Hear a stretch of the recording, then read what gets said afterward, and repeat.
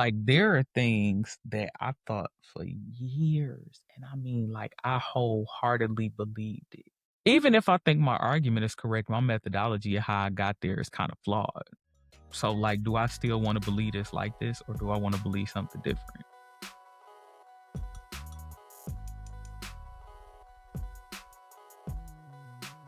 Hey y'all, welcome back to the Fast Forward podcast. So I decided actually I want to film a couple of these episodes for the season 5 opening topic after doing a live stream. I was thinking about something and I was like, you know what? I'm just gonna push this out real quick and get this recorded. So you'll notice that I'm wearing something that might seem eerily familiar if you watch the live streams.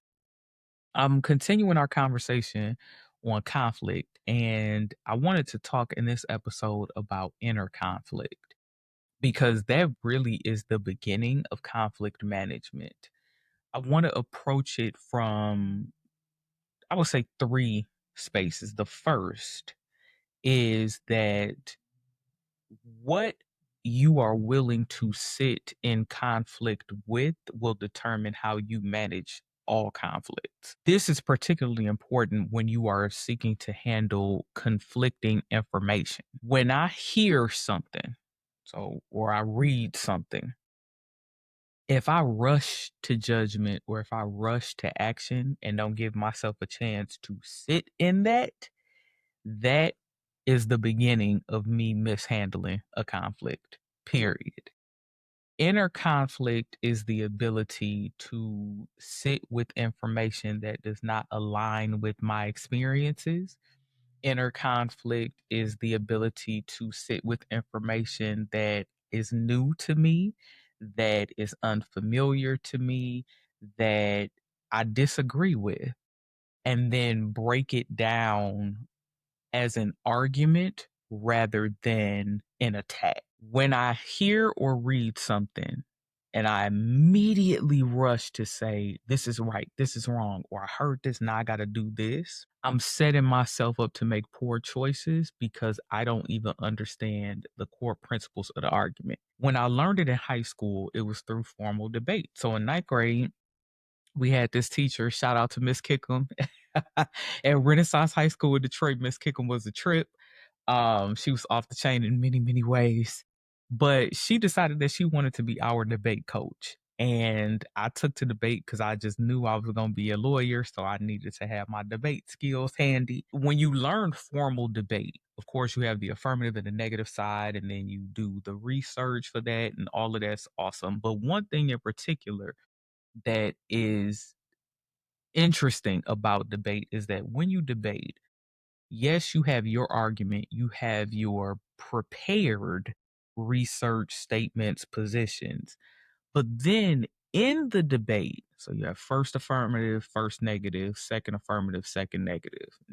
You're tossing in things back and forth. A part of managing the conflict of positions is listening carefully to what is actually being said and then sorting through that argument only on its merits, but then also through the lens of your position and then speaking on it.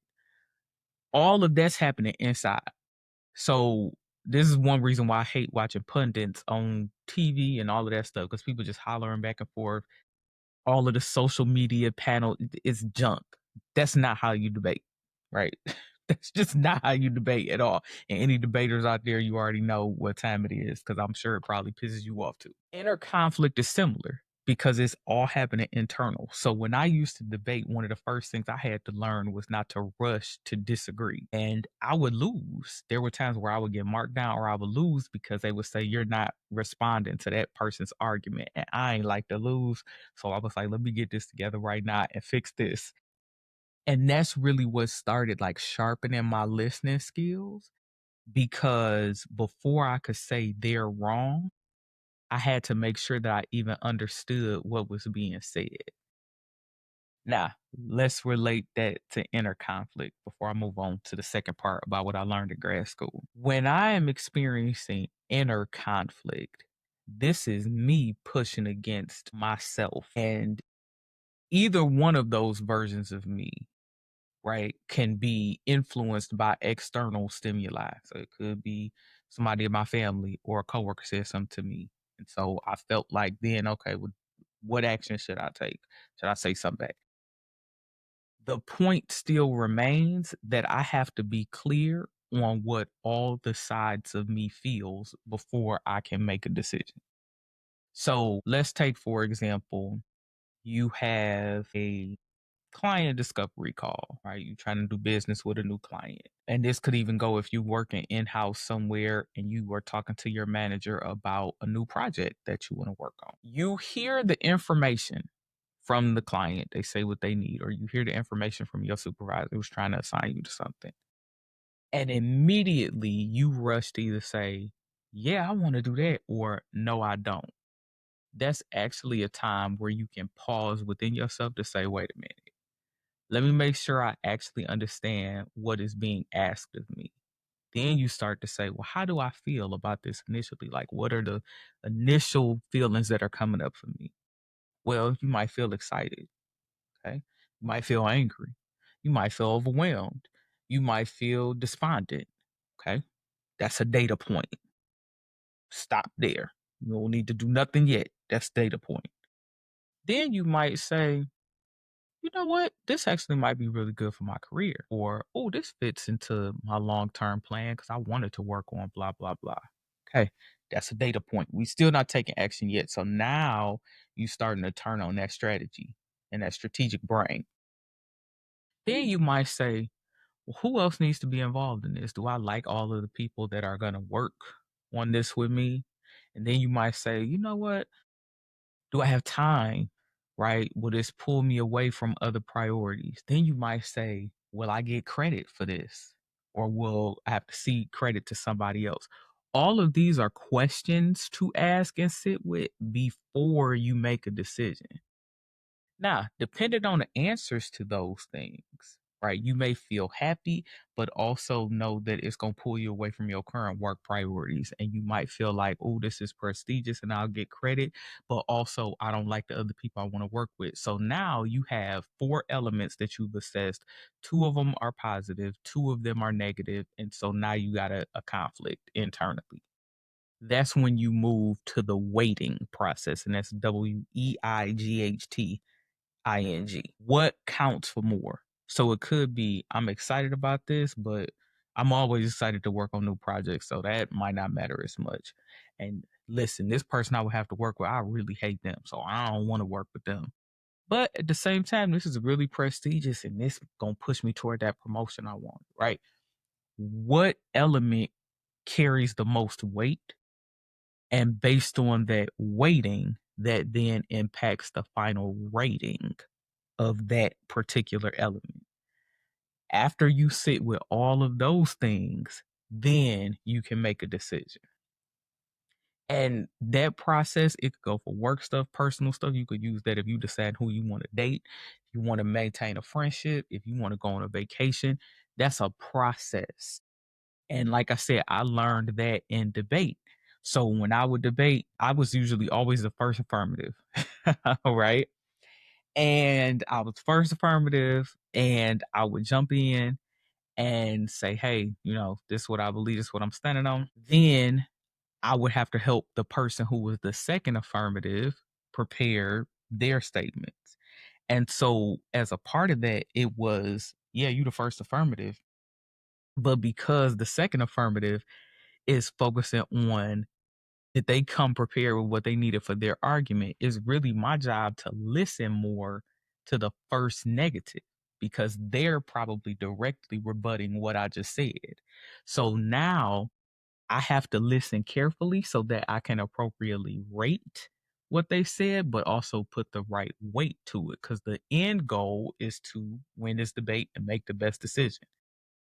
Now, let's circle that back to your life. When you're talking about inner conflict, that first negative, or you could say your first rebuttal, or your first detractor, that part of your mind that says, I don't want to do that.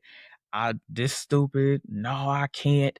I don't believe I can. I don't have faith I can. This isn't going to work out. Whatever that voice is, before you rush to dismiss that voice, because that voice does have some validity. Now, this is where we want to sit with, again, those ratings and weightings and say, well, why is this part of me in conflict with this? Why does this part of me not want to do this? Why does this part of me feel like this isn't possible? Where does this come from? So I'll give you an example, even, from my own leadership journey. Most of my career has been experiences that nobody in my immediate family has ever had, whether that is me working for large corporate entities or, in some cases, certain government agencies, me being an entrepreneur, the number of times and types of relocations I've done, like the more I've gone deeper into my career, the thinner the air is and the less I can rely on family advice. It just is what it is. And that's not a value judgment to them. It's just I have a different path. I have to be very careful with how I rate that first negative voice because a lot of times it's coming from external voices who would not have chosen the path that I'm on, period. So they definitely wouldn't chose from the selection of choices that I have. And so whenever I catch myself saying things like, I can't do this, no, I don't believe that, this is impossible, don't do that, I have to sit with that. And I have to sit with that in part because if I go too far with saying that that first negative voice is a liar, then I'm also disparaging all of the family members who had to do what they did to get me to where I am. And that's not my goal, right? That's why I said you want to dig into the validity of the argument as it relates to you, not the external source itself. Like I'll give you an example. When I was like, hey, you know what? I think it's time for me to just go into full-time entrepreneurship. Of course my family is gonna say no, right? Because I come from a working class family. So you get your decent job and you sit in that job until they tell you got to get up out of there. Like you don't leave on your own. That ain't how that work, girl. And so the idea that I would choose to step away from perceived stability, that comes from a place of fear because they know how hard I worked, right, to get to the point that I could have good jobs, good paying jobs, or, jobs at great companies. They also know how difficult it is for our family and that our family had to work really hard to get to the point that they could have good jobs, right? They also know that, hey, if you can't do such and such and such, I might not even be able to help you, right? And so this is where you want to be thoughtful because, again, the goal is not to disparage their fear as much as it is to affirm your choice. And so if you weight that voice appropriately, you can accomplish both goals. You can avoid disparagement and also affirm choice.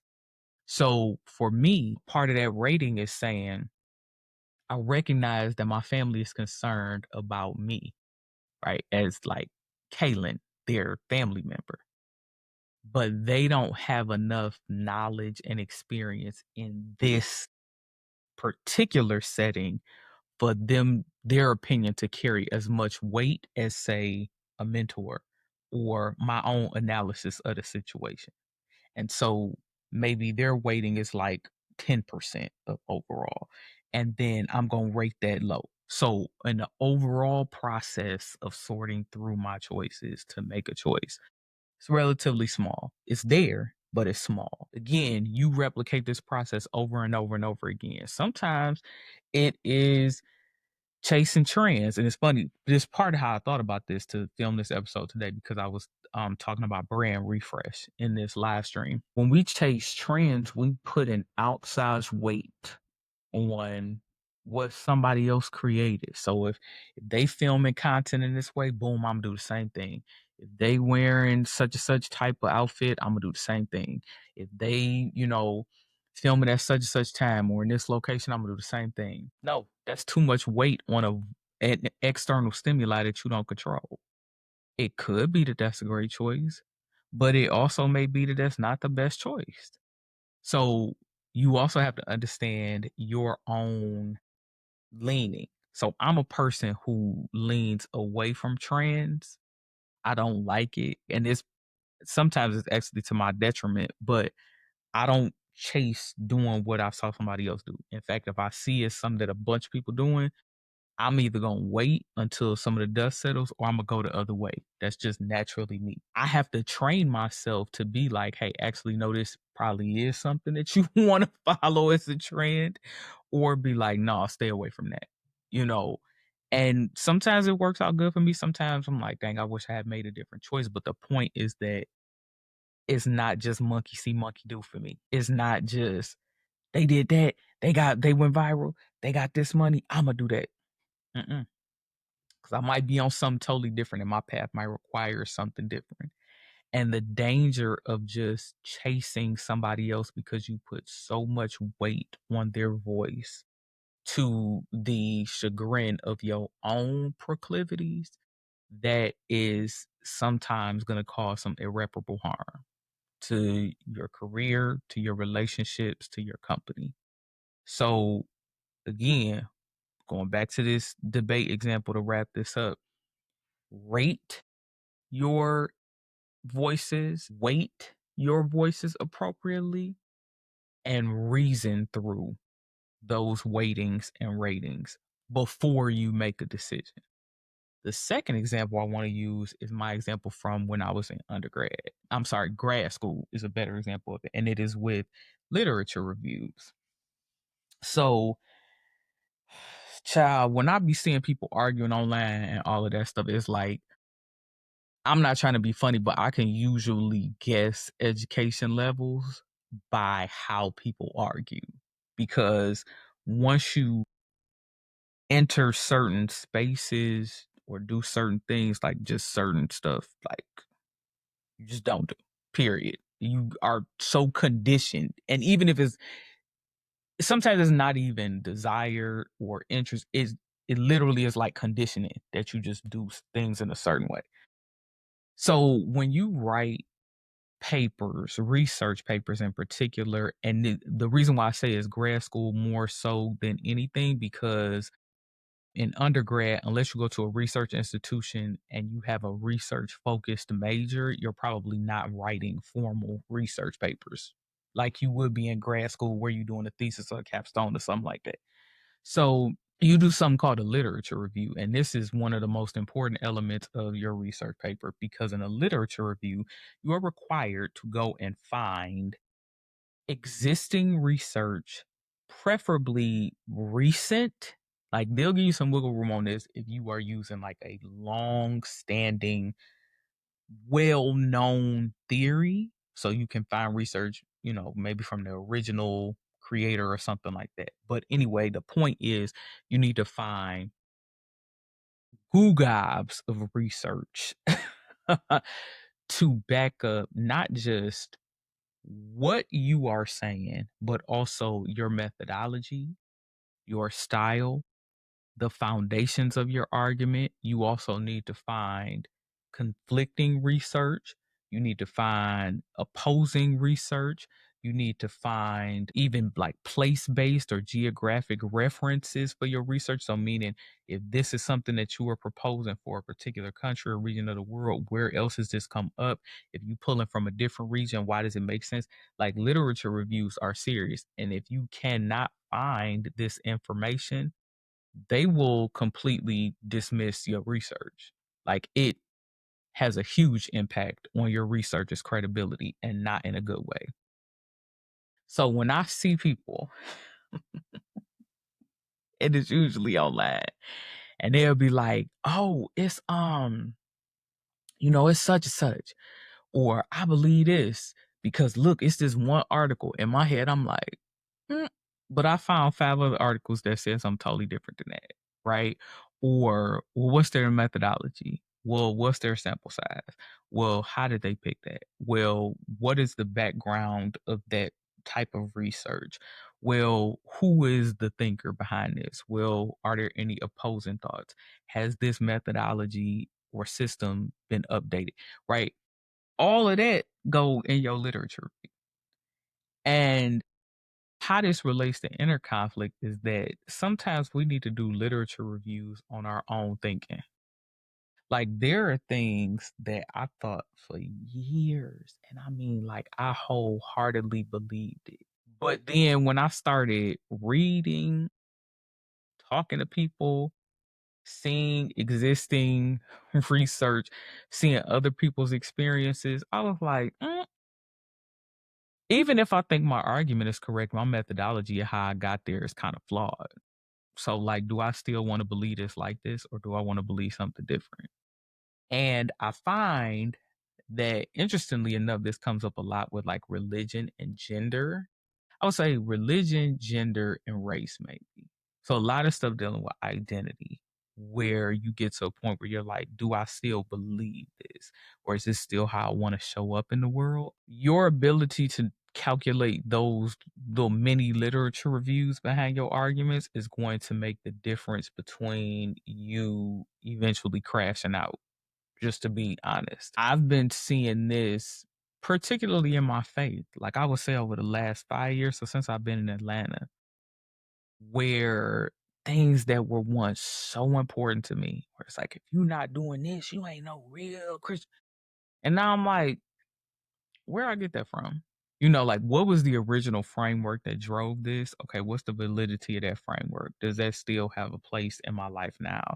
Am I still the same person? Where are the detractors of this argument? Are they right? Are they wrong? Do they have validity and credibility? But how applicable is this system, practice, belief to where I am now?